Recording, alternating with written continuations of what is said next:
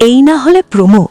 জি বাংলার নতুন ধারাবাহিক তারে ধরি ধরি মনে করিরের প্রোমো প্রকাশ্যে আসতে দর্শকদের মনে যেন ভক্তির ঢেউ উঠেছে। বহুদিন পর কোনো ধারাবাহিকের প্রোমো দেখে গায়ে কাঁটা দিচ্ছে বলে মন্তব্য করেছেন অনেকে। গল্পের আবহ শ্রী চৈতন্য মহাপ্রভু ও বিষ্ণুপ্রিয়ার প্রেম কাহিনী থেকে অনুপ্রাণিত এই ধারাবাহিকের কেন্দ্রবিন্দুতে আছে গোরা ও রূপমঞ্জরির আধ্যাত্মিক প্রেম। বনেদি বাড়ি, রাধাকৃষ্ণের পুজো, ভক্তিগীতি আর নাম সংকীর্তনের আবহে শুরু হয় গল্প। নাটকীয় মোড়।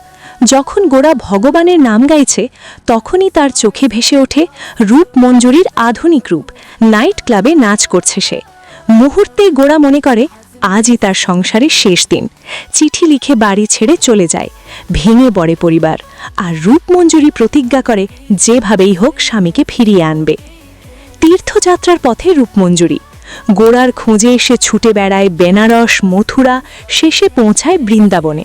দোল উৎসবের রঙে ভরা সেই দিনে ভগবানের সামনে দাঁড়িয়ে সে আবদার করে স্বামীকে ফিরিয়ে দিতে হবে।